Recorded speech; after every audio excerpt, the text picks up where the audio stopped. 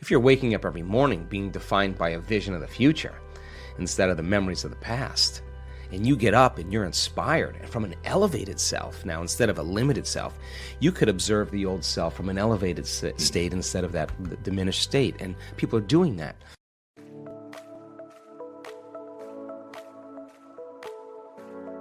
Welcome to Good Vibes.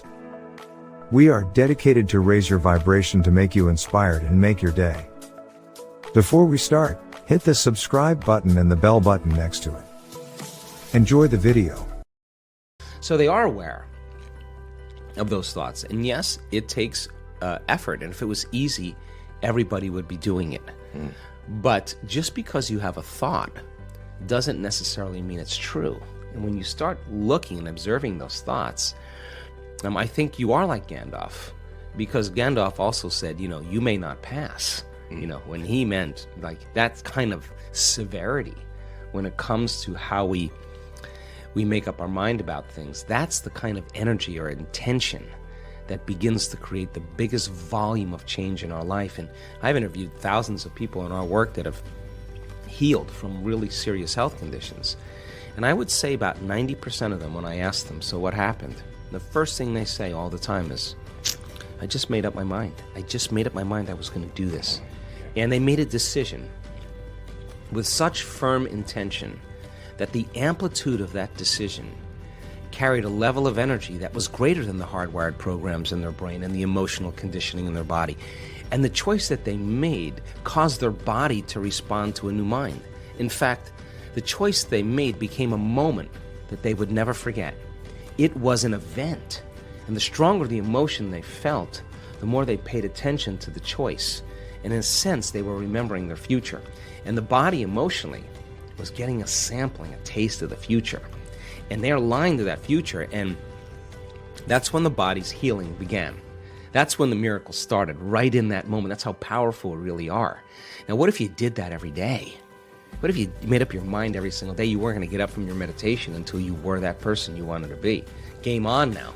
Because you'd have to do battle with all the things that are not consistent with it. And that's exactly how our brain works. So then, if you want to be wealthy, you can't feel lack. You want to be a master, you can't judge your coworker. You want to be like somebody great in history, then you better execute peace in every area of your life. That's the law. So you take the prayer out on the road now. You take the prayer, and you're the living example of the prayer. That's where it matters the most. And that's when people start getting suspicious and say, Sean, man, you change your medication? I mean, you're looking way too happy all the time.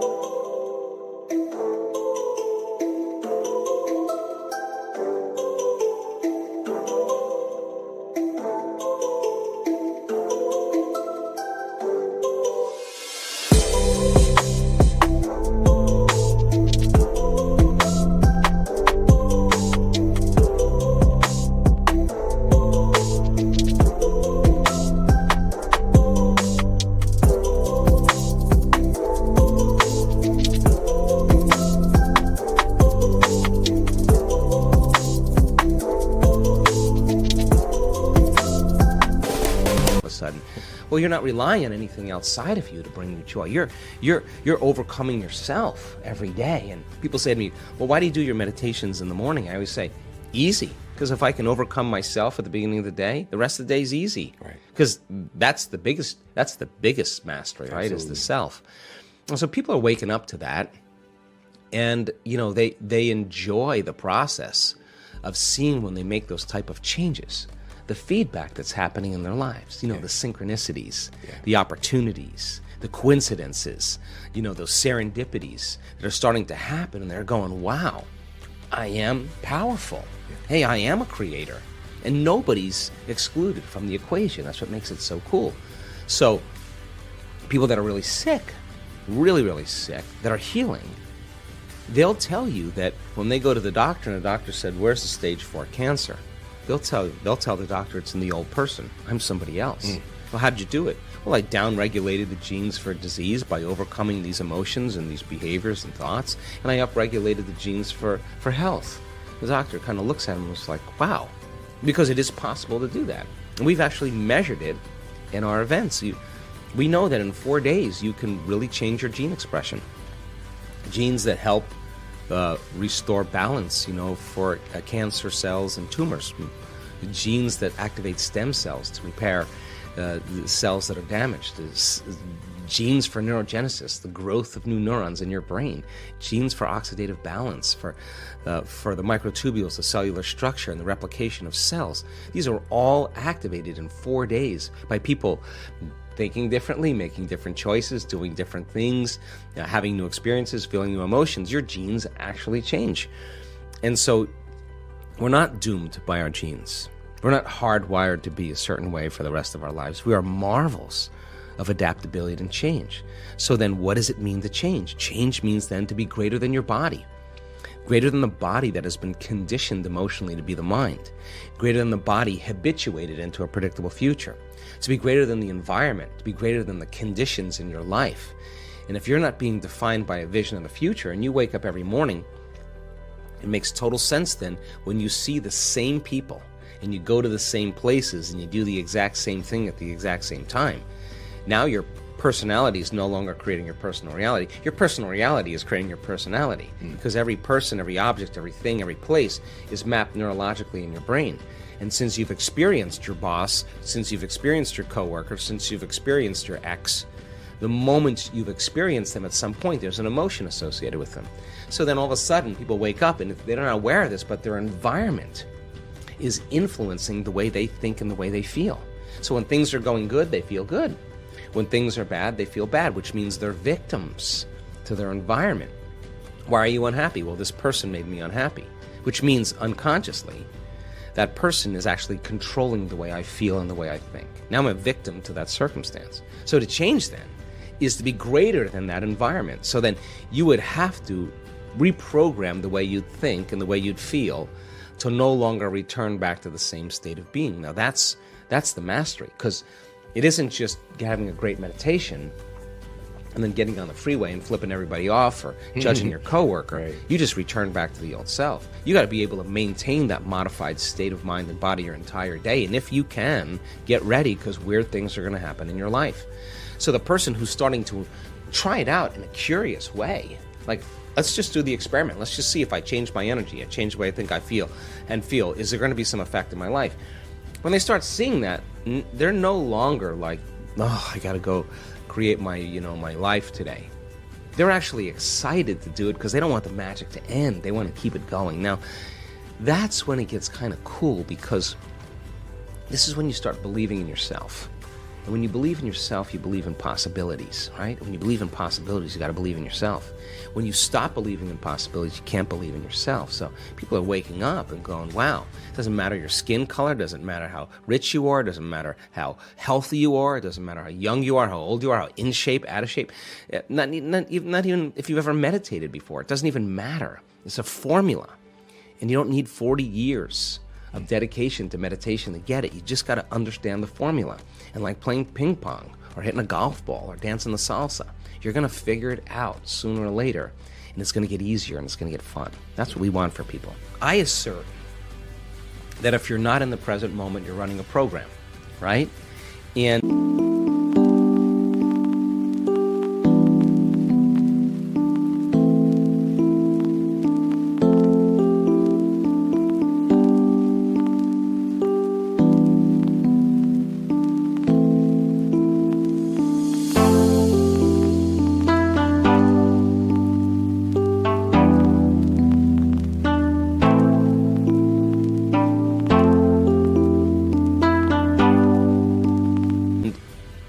paying attention is being present.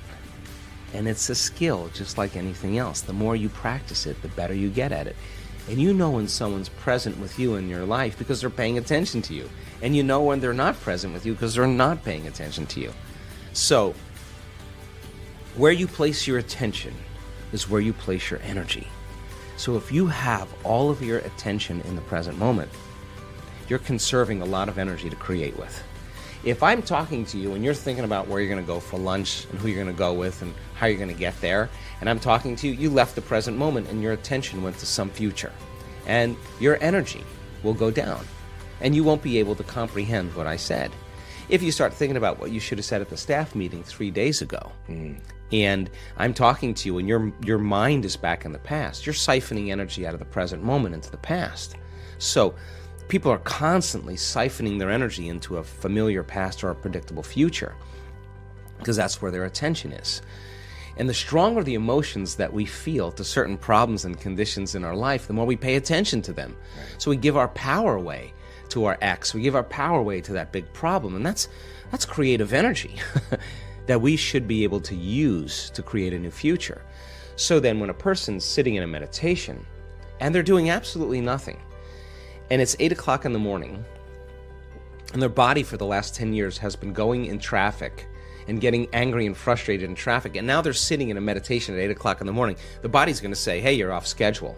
I'm used to suffering and getting angry here. Yeah. So the body's going to start looking for that emotion, and it's going to start influencing the mind, and you're going to start getting images and memories, just so you could feel that emotion. Like now the person's back in the past. But if they become aware that they're siphoning energy out of the present moment into the past, and they settle the body back down into the present moment, that's a victory.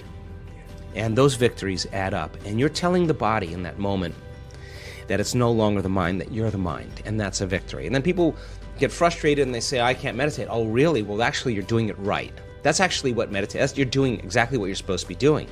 And then all of a sudden the body says, well, it's 8:15 now. This is when you normally, go get something to eat and you have your coffee and your body's starting to want to get up and do something. You become aware that your body wants to get up and move and you're in the meditation. And you tell your body, You bring it back to the present moment and you settle it back down. You are training the animal. That's a victory. Now you're executing a will that's greater than the program, because most people lose their free will to a program. Now you're telling the body, I'll tell you when we get up, not when you want to get up. You're not the mind, I'm the mind. And that's a victory. Now, we've done the research on this. If you keep doing this and you stay with it, sooner or later, the body's going to surrender to a new mind. And when that happens, Sean, there's a liberation of energy. The body is freed from those habituations and those emotions. The body's going from particle to wave, from matter to energy. And all of a sudden, you're dialing down the anger. You're dialing down the vigilance. And the body now is being conditioned to a new mind. That is the present moment. And when you're in that present moment, something really amazing happens. You forget about you. All of a sudden, you're not your face, you're not your culture, you're not your marital status, you're not your diet, you're not your past. You're basically just an awareness. You're in the unknown. And that is the perfect place to create from. So it turns out that when people do this properly, they heal themselves of anxiety. Why? Because they're no longer obsessing about some future. When they find the present moment, they heal from their depression because they're not hopeless and powerless in their past. The body's conditioned now. And so then, when they overcome themselves in their meditation and they step out into their life, they are more present. They can connect. They are more patient. They are more loving because they overcome the animal part of themselves. And the beauty behind that is that all of a sudden, you're not predictable. All of a sudden, something's different about Sean. He's not, I'm noticing he's not behaving the same way. You're out of the known, right? You're in the unknown. And all of a sudden, people, it's no longer what you're saying to them. It's who you are. They're just kind of scratching their head going, hey, he looks like he's really happy. I want some of that. And now, we're out of the philosophical, theoretical realm. We're in the practicum, which is where really the magic happens. So the eternal present moment, the sweet spot of the generous present moment, is the place we can create from. And when we're there, we disconnect from our bodies. We become nobody. We disconnect from people in our lives. We're not thinking about our ex or our boss. We are no one. We're not thinking about our cell phone or our computer. We are no thing. We are not thinking about where we live, where we work, where we sleep. We are nowhere. And we're not thinking about the predictable future and the familiar past. We're in no time. And when you're disconnecting or dissociating from everything known, you're in the unknown. And that's where the magic happens.